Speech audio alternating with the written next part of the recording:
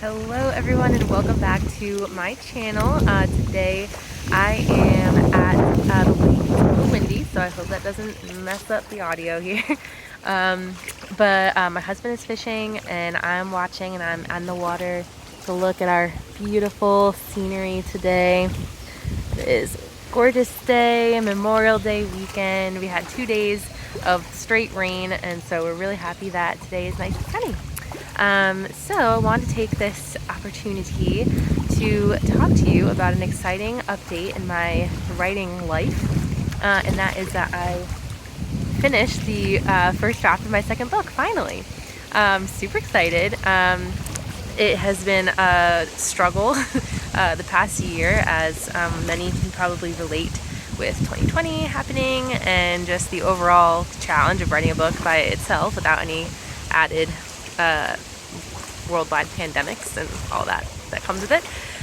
So super excited about that. So I wanted to talk to you about a few things that I want to talk to you about the book, and then a few things that I learned with this second book that were different from my first book.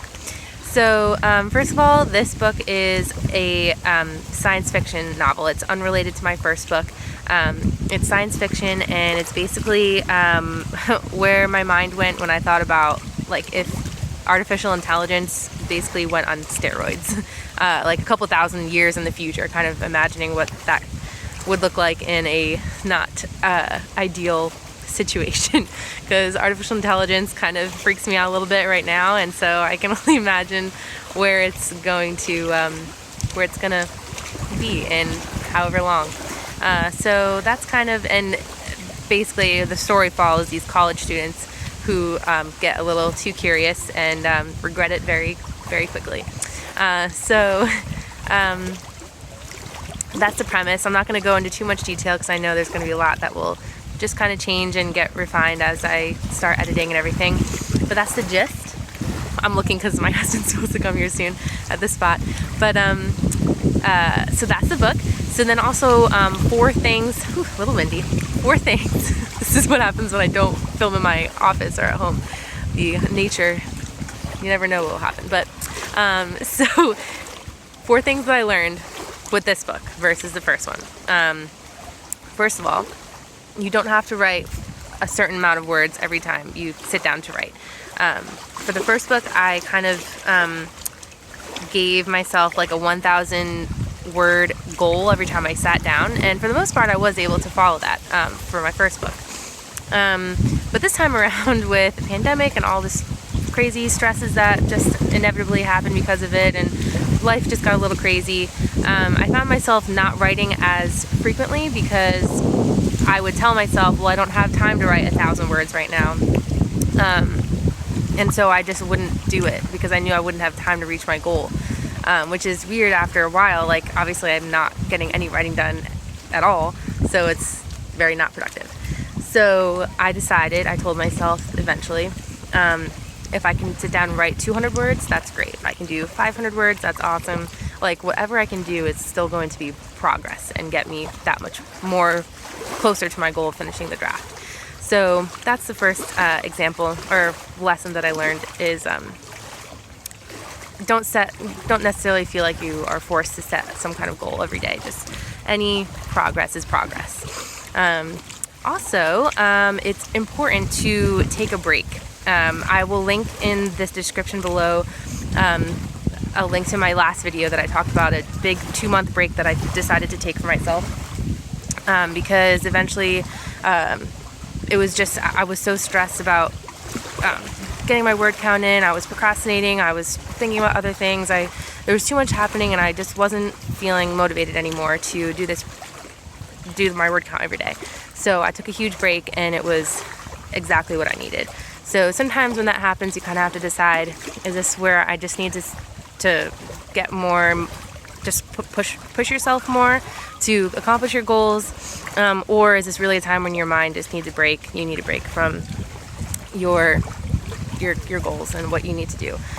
So in this case, I just needed to give myself some time to be away from my work and just do nothing writing related. So again, I have more details about that in the link below in my other video. but just recognize when you need a break and don't feel guilty about taking a break. Also, outlining is another thing that I learned from this second book, is plotting your book ahead of time can be super helpful or beneficial to some people.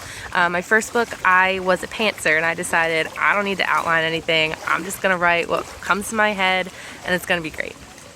And it kind of was, until I read my first draft of my first book for the first time and realized that I needed a complete rewrite, because nothing was really connecting, there was just way too much that needed to change to make the story make sense.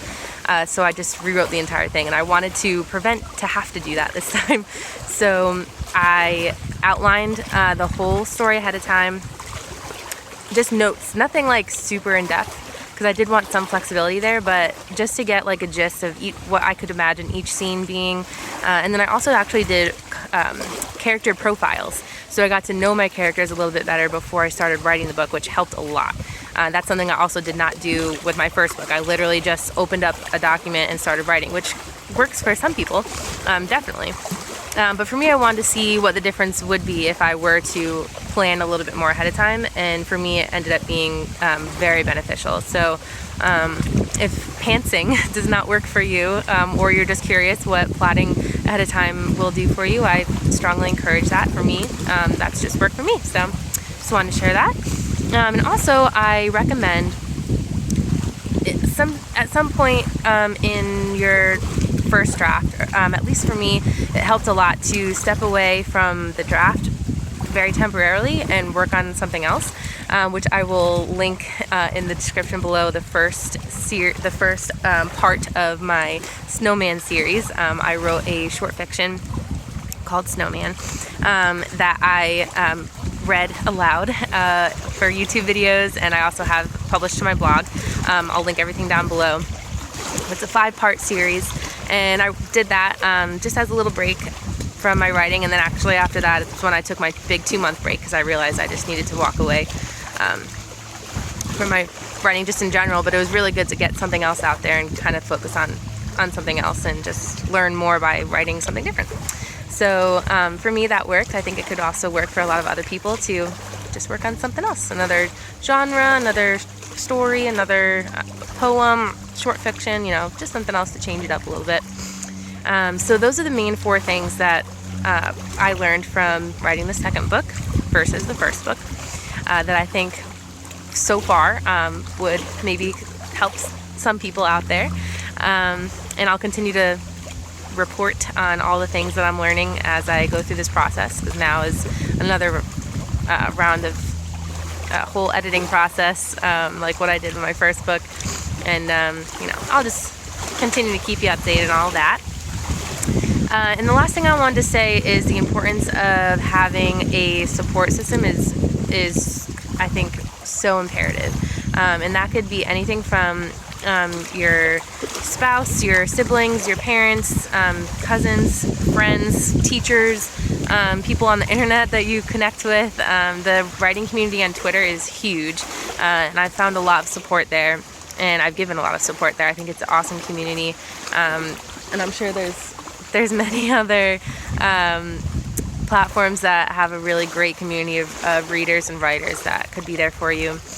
So I just strongly encourage you to find anyone who can support you through your writing. Friends, I know like libraries might have reading or writing groups, just community like book clubs or something. Like I feel like there's always people out there who are going through something just like you and are willing to connect with you on that. And me, I would love to be a support for you in your writing journey. So if you want to connect with me, I will have all my links down below to everywhere you can message me, or however, whatever platform allows. So I would love to learn more about what you're doing and kind of share some writing updates and tips and anything that might help each other out. So that is all. I'm so glad I got to do this in a different setting.